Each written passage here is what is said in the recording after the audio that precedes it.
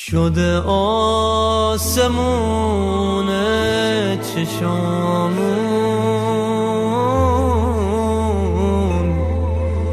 به یاد علی پر ستاره دل عاشق و خسته ما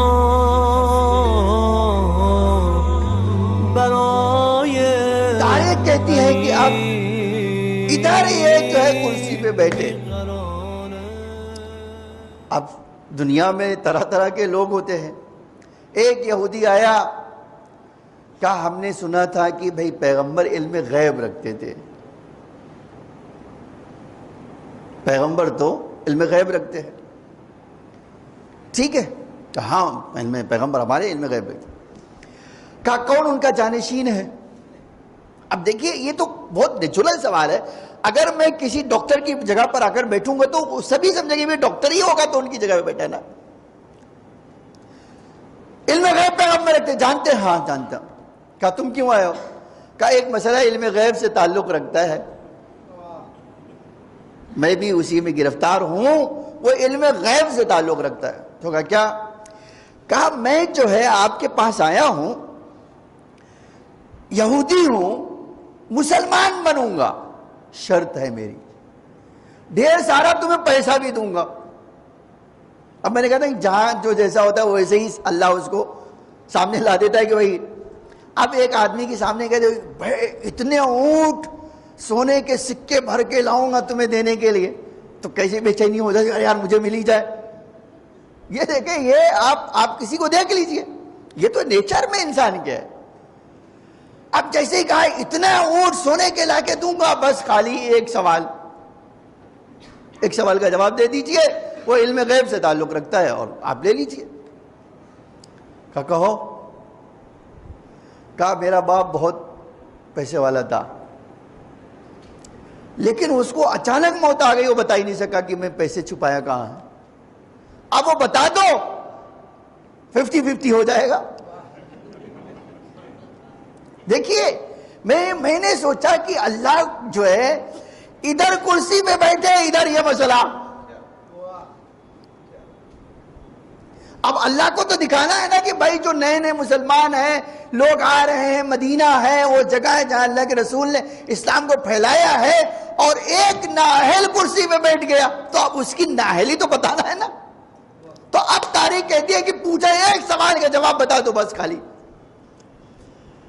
تو انہوں نے اشارہ کیا ادھر. تو اب بولا خلیفہ کون ہے، آپ یا کوئی اور؟ تو کہا کہ میں خلیفہ ہوں لیکن ان سے پوچھ لو، میں علم غیب نہیں رکھتا ہوں. اچھا ٹھیک ہے. ان کے پاس گئے تو وہ تو بڑے تنک مزاج تھے،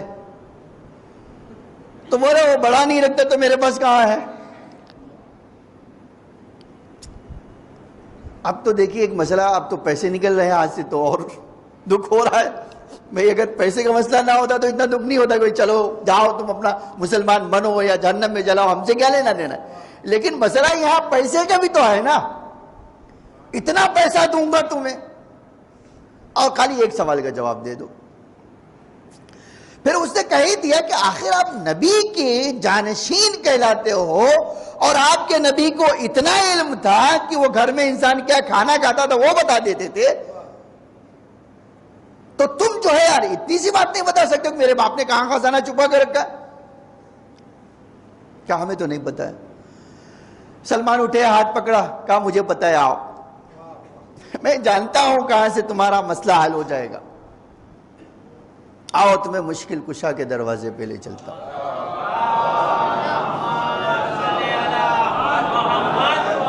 اچھا آپ کبھی سوچیے یہ منظر آپ خالی تصور کرے، مسجد پیغمبر میں ایک آدمی آؤ میں تمہیں بتاتا ہوں مشکل کشا کدھر ہے.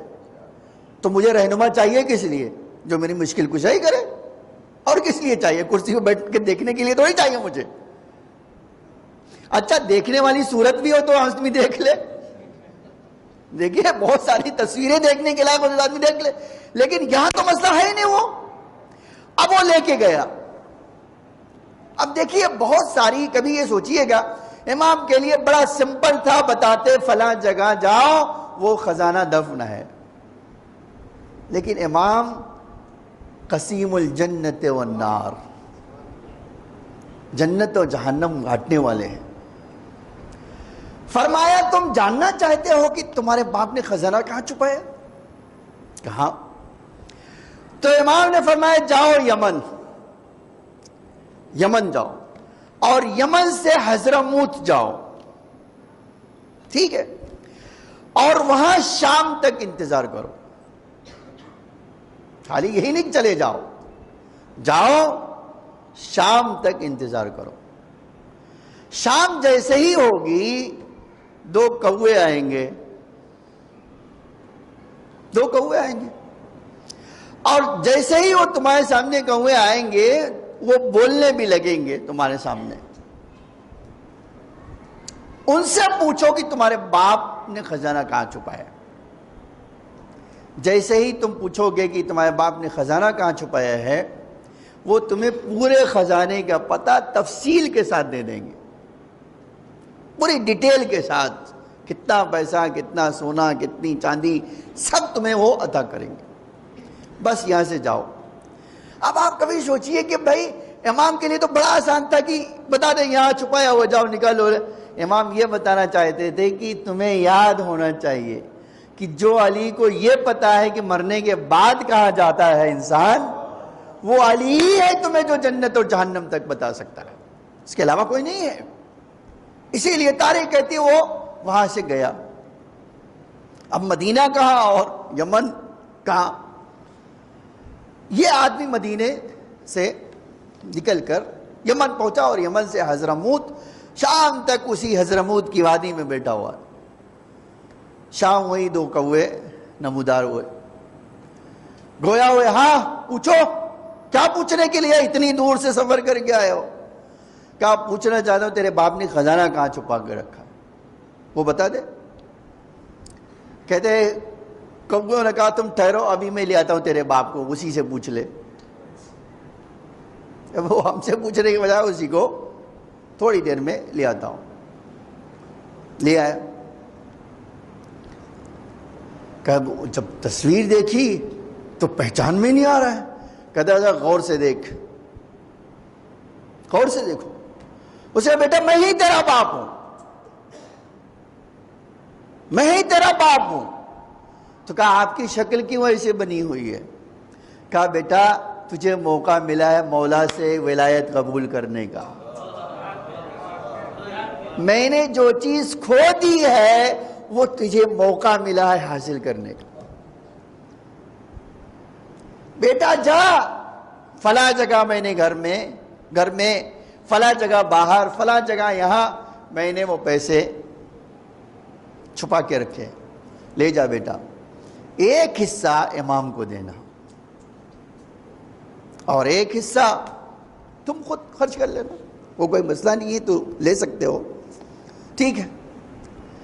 اب جو ہے آپ کبھی سوچیے وہاں یمن سے وہ پلٹ کر آیا اور خزانہ 1 اونٹ 2 اونٹ 10 اونٹ پہ لادنا شروع کیا اور آ گیا مدینے میں۔ اب بہت خوش بھی ہے، آؤ مدینے والوں، ارے میں بانٹنے کے لیے آیا ہوں۔ مدینے میں فقیر بھی تو بہت تھے، تو ظاہر بات ہے کہ بھئی فقیروں کی تعداد بھی وہاں تھی۔ اب آگے آؤ پیسے لے کر میں آیا ہوں، لو آؤ۔ یہ تو پھر اب آپ ایسے سوچ لیجئے اسلام کا طریقہ یہی تھا۔ واقعی کبھی سوچئے یہ جب اسلام نے خون مانگا تو کتنے لوگ نکلے، اور جب پیسہ بانٹنا ہوا تو پھر آپ تاریخ میں پڑھ ڈالیے کتنے لوگ حاضر تھے لینے کے لیے۔ خیر وہ لے کر آیا، اسے میں مولا کو بلاؤ۔ اب آپ کبھی سوچئے جو دشمن ہے، امام کو تو پیسے کی ضرورت نہیں ہے، اچھا پیسے کی ضرورت ہو بھی، مثلا پیسے کی ضرورت ہے بھی، تو امام تو وہ نہیں ہے نا کہ جو پیسے کے پیچھے چلا جائے۔ امام تو امام ہے، اور جس کے ٹھوکروں میں پیسے ہوں اس کو پیسے کی کیا ضرورت ہے، پتہ نہیں۔ اب تاریخ کہتی ہے کہ وہ جو ہے جب جا کے دیکھا کہ بھئی امام تو کوئی بھی انسان ہو، میں نے کہا کہ کوئی بھی انسان ہوگا اس طرح کی، اب وہ آیا پیسے لے کے، مولا ڈھونڈ رہا ہوں آپ کو، تو کہا کہ بھئی وہ کیا یہ ہے تمہارا، یہ تمہارا حق ہے، تم لے لو اور جس کو چاہو دے دو۔ تاریخ کہتی ہے کہ امام کو پیسہ ملا، پورے مدینے کے فقیر غنی بن گئے۔ اب یہی ایک جملہ کہہ دیجئے، پیسے جمع کر کے غنی بننا اور ہے، فطری طور پر اللہ غنی بنا کر بیچے وہ اور ہے۔